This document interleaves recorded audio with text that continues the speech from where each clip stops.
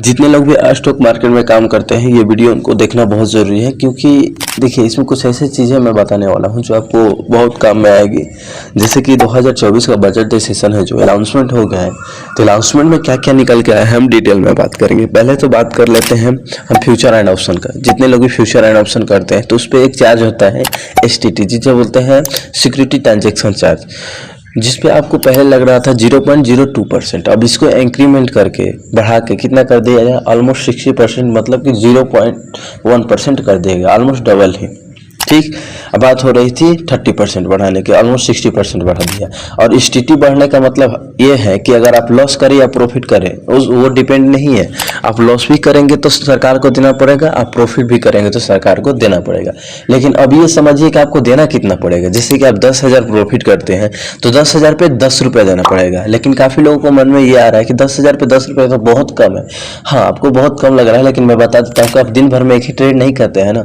कम से कम जो स्कैल्पर है वो कितना ट्रेड करते हैं, तो आप सोच सकते हैं कि आपको चार्ज कितना देना पड़ेगा, और आपका ब्रोकरेज चार्ज वो अलग से रहता है, और GST भी तो आप पे करते हैं, वो भी तो ध्यान में रखिए। तो चलिए आप ये देख लीजिए कि फ्यूचर एंड ऑप्शन पे कितना STT बढ़ गया है, तो 0.1%। ठीक, और हम बात कर लेंगे कि अगर लॉन्ग टाइम में किसी भी आप शेयर को होल्ड करते हैं, मतलब इन्वेस्ट करते हैं, 1 साल से ज़्यादा जो शेयर को हम रखते हैं उसे इन्वेस्टमेंट बोलते हैं। मतलब जो शेयर को हम 1 साल से ज़्यादा रखते हैं उसे हम इन्वेस्टमेंट बोलते हैं। लॉन्ग टर्म टाइम के लिए जो हम इन्वेस्ट करते हैं तो उसमें हमारा टैक्स लग रहा था, तो कितना लग रहा था 10%। अब उसको बढ़ा के 12.5% कर दिया गया है। मतलब कि अगर 1 साल से आप ज़्यादा होल्ड करके रखते हैं तो उसको 12.5% कर दिया गया है। मतलब कि सरकार अगर आप इन्वेस्ट भी करेंगे तो उसको भी देंगे।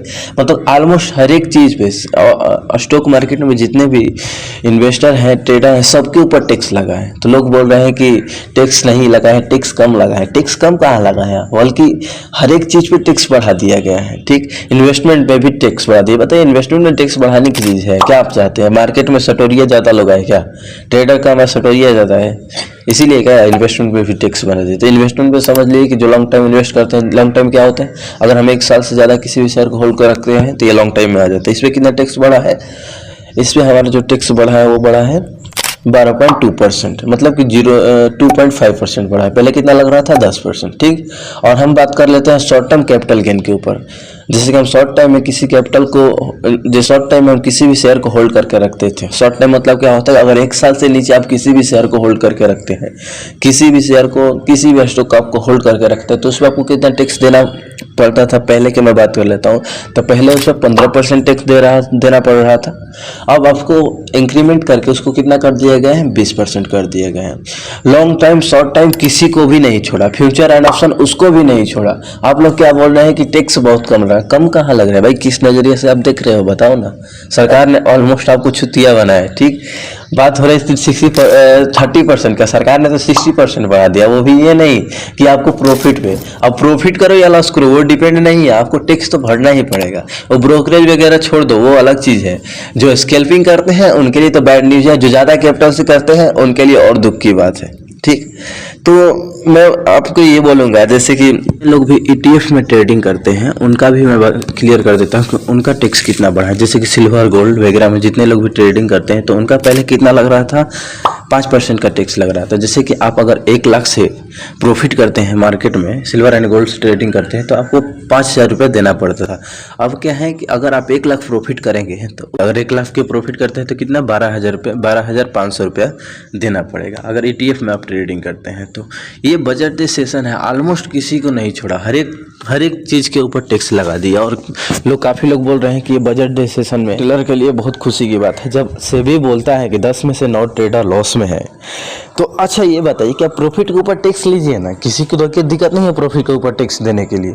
अभी आप ये कर रहे हैं कि लॉस पे भी आप टैक्स ले रहे हैं, बताइए ना कैसा बात है, आप लॉस के ऊपर भी टैक्स ले रहे हैं।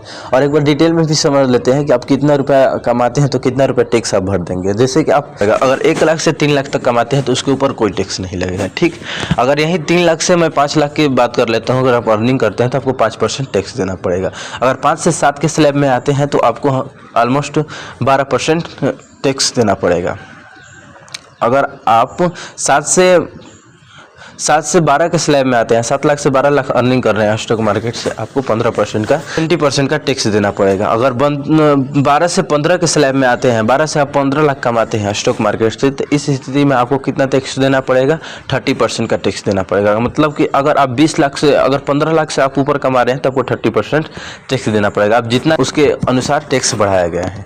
मुझे लगता है कि मिडिल क्लास को वाकई नहीं छोड़ा। जब आप बोलते हैं कि 10 में से 9 ट्रेडर लॉस है, तो पहले एक काम, चैनल को सब्सक्राइब करो पहले। हाँ जल्दी करो, मुझे पता है कि आप लोग नहीं करते, वीडियो देखते हो लेकिन सब्सक्राइब नहीं करते। ये लाल कलर का बटन नहीं, इसे दबाओ, जल्दी दबाओ, जल्दी दबाओ।